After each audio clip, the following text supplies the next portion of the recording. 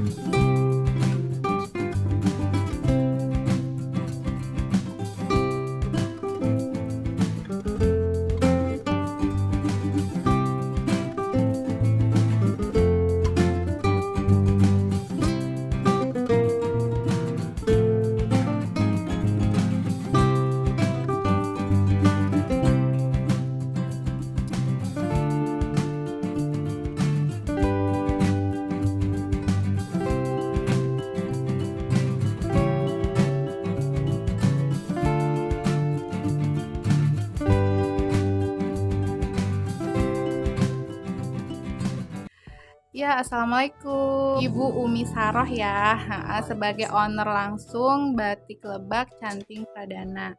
Ya Ibu, ini aku mau tanya-tanya nih untuk sejarah berdirinya Batik Lebak Canting Pradana ini kapan sih didirikannya dan bagaimana ibaratnya bisa menjadi batik khusus gitu ya untuk salah satu provinsi Banten, dan kita tuh sebagai warga Banten sangat bangga sekali kita memiliki namanya khas batik ya, khas batik Banten yaitu batik Lebak ya. Boleh dijelaskan Ibu Umi Saroh? Waalaikumsalam warahmatullahi wabarakatuh ya. Perkenalkan, nama saya Umi Saroh. Kebetulan saya sebagai ownernya Batik Lebak berdirinya Batik Lebak itu pada tahun 2015, awal 2015, yaitu 14 Februari 2015. Sejarahnya bikin batik pertama karena saya sebagai ASN, kebetulan saya ASN-nya sebagai guru pendidik di sekolah dasar. Jadi kalau guru SD itu kan semua mata pelajaran dipegang. Nah, jadi di mata pelajaran itu ada pembelajaran SBK kan. Saya selalu mengajarkan ke anak-anak itu membatik karena di membatik itu ada dibuat lomba seperti MLSN. Nah, setiap lomba itu kebetulan saya selalu mewakili untuk ke provinsi, selalu alhamdulillah selalu jadi juara. Nah, dari situ kan bulan November 2015 Pemda Lebak itu Ibu Bupati pengen bahwa Lebak punya batik. Kebetulan pas itu ada seminar membatik di Lebak diadakannya. Dari seminar itu dipilihlah beberapa orang untuk diberangkatkan ke Jogja untuk melakukan pelatihan batik. Jogja itu saya di balai pelatihan, alhamdulillah selama 10 hari menimba ilmu untuk membatik. Sebenarnya otodidak, saya nggak bisa, tadinya nggak bisa membatik. Batik itu seperti apa, itu otodidak. Nah setelah saya pelatihan di Jogja, ya akhirnya mendalamilah saya sedikit-sedikit sampai dari proses bagaimana cara dari kain polos menjadi sebuah kain batik gitu kan. Akhirnya yaitu 10 hari itu saya membawa ilmu dari Jogja, saya terapkan di sini karena apa? Pesan dari itu yang membekas dalam hati saya itu yaitu setelah pelatihan di Jogja, kita udah harus siap action untuk menjadi produksi gitu kan. Nah, walaupun istilahnya dari awal 2020 itu banyak sekali istilahnya kegagalan, tapi kegagalan itu jadikan sebuah pembelajaran. Karena kan namanya kita belajar ya, istilahnya otodidak dalam jangka waktu 10 hari harus siap action untuk produksi.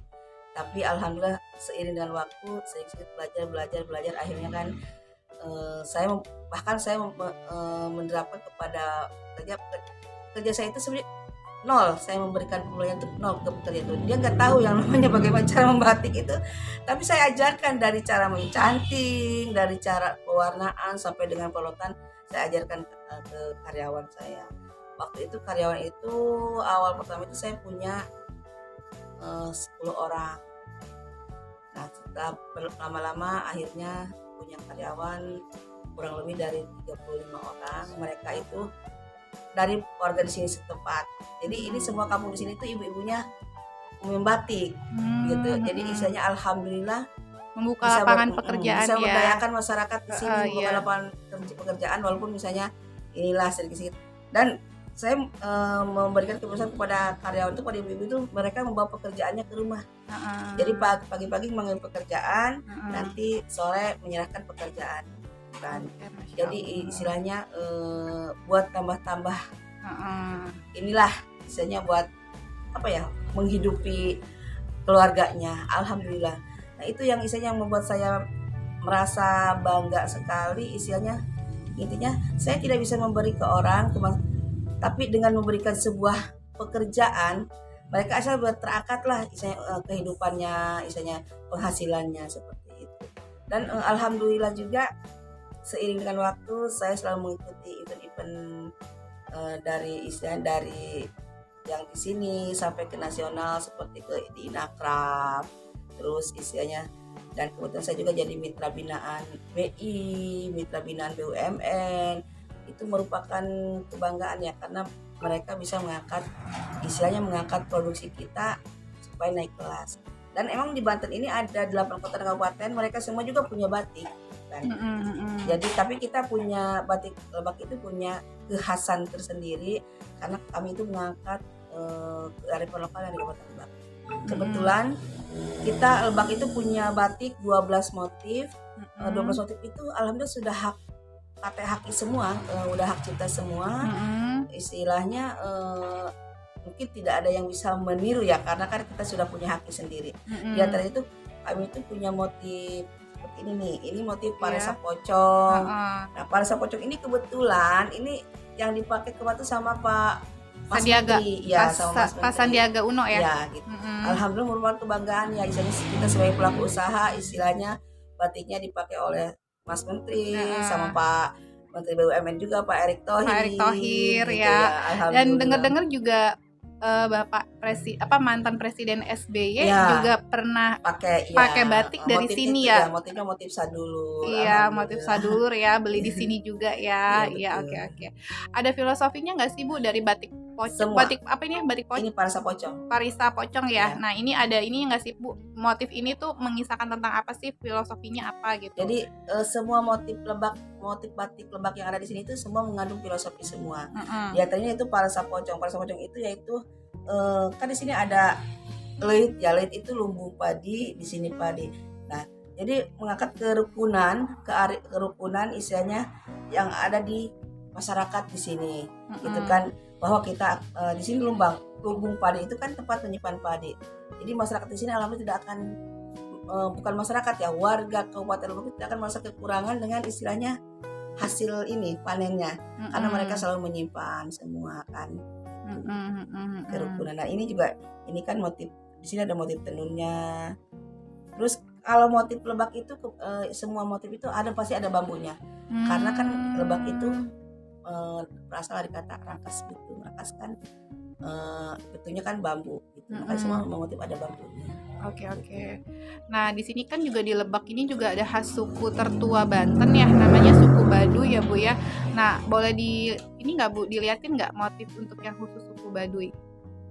Sebenarnya begini, Baduy itu sebenarnya tidak punya batik ya, Oh cuman iya. warnanya aja biru hitam. Heeh. Tapi kita memang ada motifnya, yaitu motif tapak kebo. Nah itu Oh, yang di tapak kebo. atasnya itu Iya. motif tapak kebo. Dan nah, Yang mana Bu? Yang pink, ada pinknya apa yang hijau? yang pink ini juga motif tapak kebo. Tapak Terus kebo yang ya. di atas juga ada tapak kebonya. Oh, itu Ya. itu ya. Heeh, heeh, Nah, oh iya heeh. lupa nih, ini tapak kebo nih. Oh, itu tapak kebo ya. Nah ini Heeh, tapak heeh. kebo. Cuman yang di Baduy itu mereka itu pakai biru hitam. Jadi Mm-mm. itu yang kekhasannya mereka itu, biru hitam itu warnanya. Mm-mm, mm-mm, Kita motif mm-mm. tapak kebo ini. Mm-mm, mm-mm, mm-mm. Kita sudah modif dengan motif. Oh, iya iya iya. Oke, oke. Nah, jadi selain dari tadi motif parisa pocong, tapak kebo, apalagi sih Bu, bisa dijabarin aja apa Ya, aja jadi jenisnya? kita punya 12 motif, diantaranya itu motif Lesa Jimat. Ini Oh, motif Lesa Jimat, kebetulan ini motif Gula Sakojor. oh, Terus ada motif Gula Sakojor, ada motif Lesa Jimat, oh, ada motif Caruluk Saruntuy, ada motif Sadulur. Pokoknya ada 12 motif. Dan kebetulan saya juga punya motif tersendiri, yaitu diantaranya motif gacong, motif ikan layur, motif curug muding, motif angklung karuhun. Jadi alhamdulillah. Iya, oke. Berarti itu udah dihakiin ya Bu ya, Udah dipatenkan ya. Jadi tidak boleh lagi ada yang meniru untuk apa namanya membuat provinsi ya, lain gitu ya. ya, kita karena udah masuk haki ya. Oke, oke. Bu, boleh tahu nggak sih, ini kan dari bermulanya 10 orang karyawan bisa menjadi 35 orang ya Bu ya. Nah, boleh tanya nggak sih awal modal pertama kali bikin usaha ini berapa sih Bu? Mungkin yang di luar sana ibaratnya yang mau mencoba untuk usaha batik bisa tahu sih berapa sih kalau misalnya dari modal pertama untuk usaha membuka batik gitu Bu. Modal usaha pertama itu kan kita bikin bangunan dulu ya. Iya. Jadi tapi kalau bangunan sih relatif ya, tidak harus misalnya harus wah atau seperti apa, yang penting bisa jalan dulu ya. Itu untuk awal itu saya itu sebenarnya 25 juta. Tapi untuk bangunan itu mungkin terpisah. Itu makan bisa untuk bikin batik itu saya modalnya 25 juta. 25 juta ya. Iya. 25 juta itu untuk bahan dasar. Bahan dasarnya ya. Nah, kira-kira mulai bisnis Ibu menanjak itu di tahun berapa Bu? Ibaratnya bisa kelihatan nih, ibaratnya prospeknya bagus, untungnya udah lumayan gitu. Dari 2016 ke sudah sampai. Oh, jadi pas udah mulai proses berjalan, alhamdulillah langsung dapat orderan besar ya Bu ya. Boleh tahu nggak Bu, orderan pertama yang paling besar itu waktu itu dapat orderan dari perusahaan mana? Untuk order itu dari dinas-dinas, dari dinas instansi ya. Kebetulan Ibu ASN juga, jadi gampang linknya ya Bu ya. Oke. Nah, kalau sekarang nih Bu, boleh tahu nggak sih Bu udah omset per bulan berapa Bu? Kalau omset per bulan kurang lebih 100 juta. Masya Allah, alhamdulillah banget ya Bu ya. Ini ibaratnya fluktuasi ya, fluktuasi ya. Ibaratnya di sini juga ibaratnya Ibu membuka lapangan untuk warga sekitar, untuk memberdayakan ibu-ibu di sini untuk bisa berkarya dan juga ya bisa membantu ekonomi keluarga lah ya, minimal ya Bu ya. Dan ini juga Ibu sangat bangga sekali ibaratnya dengan Ibu membuka batik khusus Lebak ini tuh kita jadi kayak orang Banten, provinsi Banten nih kayak punya kebanggaan tersendiri. Kita punya batik loh, batik Lebak ini tuh batik Lebak Banten gitu, dari provinsi Banten gitu ya. Jadi mengangkat nama Banten juga ya Bu ya. Oke. Nah, Ibu untuk sebagai Ibu nih entrepreneur juga untuk di luar sana, mungkin untuk yang mau membuka usaha atau apa, mungkin ada saran khusus atau ibaratnya motivasi bagaimana ibaratnya agar kita bisa berkarya seperti Ibu nih. Apa sih ibaratnya pesan-pesannya kalau kita mau bisa sukses seperti Ibu nih? Gimana nih Bu? Ibaratnya niatnya kah atau apanya gitu Bu? Boleh mungkin di-sharing gitu Bu untuk teman-teman semua. Sebenarnya gini, itu singkat ya. Jadi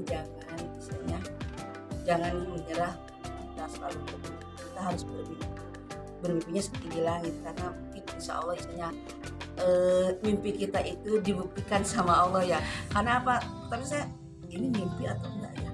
Saya bisa usaha seperti ini kan dari ASN, saya dari guru SD bisa tiba-tiba jadi ownernya batik. Omsetnya udah ratusan juta ya. Alhamdulillah banget loh Bu. Aduh ya, Masya Allah. Kita kalau bermimpi itu jangan setengah-setengah. Harus yang tinggi banget. Mungkin walaupun nanti nggak terrealisasi, minimal jatuhnya ya lumayan, nggak terlalu cetek banget ya Bu ya. Terus istilahnya untuk pengusaha pemula itu sebenarnya tidak harus punya modal banyak. Kita kan istilahnya kadang-kadang orang kalau untuk saya pengen harus ada modal dulu deh. Sebenarnya nggak ada. Kita bisa aja misalnya sudah ada batik nih, kita jadi reseller kan lama-lama kita bisa membuka sendiri kayak gitu kan. Betul. Nah jadi pokoknya pesan dan sarannya itu harus kita memiliki mimpi yang tinggi, tapi kita juga harus punya semangat dan tekad yang kuat, yang tinggi juga untuk merealisasikannya. Jadi seimbang mimpi dan usaha yang tinggi itu juga akan insya Allah membuahkan hasil yang baik gitu ya Bu ya. Oke. Terima kasih banyak ya Ibu Umi Saro untuk waktu dan wawancaranya. Semoga ini bisa menjadi manfaat dan motivasi bagi kita semua ya untuk bisa terus berkarya, untuk ibaratnya untuk mengangkat Banten, untuk go internasional. Minimal kita bisa berkarya juga untuk diri sendiri, keluarga, dan juga untuk bisa membuka lapangan pekerjaan untuk orang lain dan bisa membahagiakan orang lain juga ya Bu ya. Terima kasih waktunya Ibu Umi Saro ya. Dan sampai semoga terus ini ya Bu ya, terus sukses berkarya terus ya Bu ya untuk batiknya, dan semoga makin sukses untuk usaha batiknya. Makasih ya Bu. Ya, wassalamualaikum warahmatullahi wabarakatuh. Waalaikumsalam warahmatullahi wabarakatuh. Untuk di Batik Lebak Canting Pradana ini menerima juga untuk wisata edukasi ya. Jadi bagi kalian ya yang mau belajar batik ya, atau dari mahasiswa atau dari semua kalangan yang mau belajar batik, ini ownernya sangat ramah sekali ya. Jadi beliau tuh bersedia untuk rumah produksinya untuk bisa dikunjungi bagi kalangan siapa saja yang mau belajar membatik ya. Jadi di sini diajarkan ya, jadi bisa jadi wisata edukasi ya untuk bagi para wisatawan yang mau belajar batik. Ini kita tanya langsung ya ke ownernya Ibu Umi Saro. Ya, Ibu Umi Saro, jadi gimana Bu ini di Batik Lebak Canting Pradana ini bisa untuk kunjungan ya Bu ya, bagi kalangan mana aja yang mau belajar membatik ya Bu ya? Ya kalau untuk di Batik Lebak Canting Pradana kita selalu terbuka untuk istilahnya para mau pelaku usaha atau misalnya anak sekolah, mahasiswa, kita menerima untuk diadakan sini pelatihan dan belajar untuk membatik gitu kan. Jadi kan nanti bisa menghasilkan sebuah karya. Nah yang bahasnya bagus juga, bahkan kita bisa sharing, bisa diambil, itu bagus, kita untuk jadikan motif lagi seperti itu. Oke, ya ampun, Masya Allah banget ya, mau berbagi ilmu untuk ke kalangan mana aja ibaratnya ya, agar mereka juga bisa berdikari ya Bu ya. Iya, oke. Makasih banyak Ibu Umi Saro atas waktu dan juga ilmunya ya. Ini sangat bermanfaat banget bagi kita semua gitu ya. Dan semoga usahanya makin sukses ya Bu ya, makin lancar agar bisa bisa membawa nama batik Indonesia terutama Lebak Banten untuk semoga sih doanya bisa go internasional. Amin, ya Bu ya, biar usahanya makin besar. Amin. Iya. Oke, terima kasih Bu Musaro. Ibu Umi Saro bisa dijelaskan nggak Bu untuk proses alur dari mulai ibaratnya bahan baku ya, bahan mentah menjadi batik itu menjadi batik yang udah bisa siap pakai itu prosesnya seperti apa? Mungkin Ya. bisa dijelaskan ya Bu ya. Iya. Jadi untuk proses awalnya itu yaitu kita kan ini bahan dasarnya kan bahan polosan ya. Ini bahan kain batik tergantung pemesanannya gimana Mau ya, katun atau sutra atau tenun dobi, gitu atau kan. tenun ya. Ini kebetulan katun ya. Nah ini kebetulan katun. Nah ini kan yang sini tuh tempat alat untuk ngebatiknya ya. Ini kan lilin malam dipanaskan. Terus kita seperti begini. Oh jadi dicap ya. Ya, ini dicap. Udah langsung dapet cetakannya ya. Kalau misalnya mau ada di warna, sudah ini kan nanti ada seperti ini nih, tinggal kita ada warnanya ya. Kita tinggal warna dasar ibaratnya. Nah udah gitu tinggal di warna coret. Ini yang nanti ya, yang nyoletnya itu nanti ibu-ibu masyarakat di sini. Nah sesudah di warna, kalau memang ada proses penutupan atau pemblokan, sama juga nanti ibu-ibu yang ngebloknya kayak gitu ya. Nah untuk warna akhir itu nanti di belakang. Oh di belakang ya, untuk proses warna color dasarnya ya, misalnya putih nanti mau ada warna biru atau hitam itu nanti dari di belakang ya. Udah setelah proses yang di total ini ya, misalnya diwarnain ini ya, ini hanya dicap dicetak aja ya. Contohnya seperti itu belum diwarna itu. Mereka mau warnanya apa, kita tinggal memberikan warnanya. Oh iya oke. Ya itu yang motif pas Sandiaga Uno itu. Arisa Pocong. Arisa kok ini ya. Iya oke. Nah itu ke belakang itu proses untuk pewarnaan akhir. Oh iya boleh kita. Ini apa Bu Malam? Ya ini untuk pelorotan. Nah ini untuk proses ya. Ini untuk proses akhir yaitu pewarnaan dasarnya di sini. Langsung ke tempat ini. Nah ini untuk tempat ngorotnya, membuang lilin malamnya itu. Oh lilin malamnya itu dimasukin ke sini ya Bu ya. Kayak dibilas. Iya untuk melorotkan itu. Iya melorotkannya itu pakai air panas ya. Dibilas ke situ nanti. Oh iya. Nanti menghasilkan sebuah batik. Oke guys, jadi untuk batik ya, ini prosesnya sudah kita dijelaskan oleh ownernya langsung, Ibu Umi Saro, dari mulai proses pencantingan, terus dari mulai dari proses pengecapan, terus mulai dicanting gitu ya, untuk diwarnai untuk yang sudah dicap-capnya, terus habis itu baru dimasukin lagi ke dalam warnanya, misalnya untuk warna dasar. Habis itu untuk buang lilinnya lagi kita masukin lagi ke dalam sebuah wadah atau tong itu yang berisi air panas, itu biar lilinnya itu biarin bersih, lalu baru nanti dibilas lagi, baru setelah itu dijemur ya. Setelah itu prosesnya seperti itu untuk menghasilkan batik yang berkualitas. Oke guys, sekian dari saya dan semoga bermanfaat untuk kita semua video kali ini, dan sampai jumpa di video selanjutnya. Wassalamualaikum, dadah.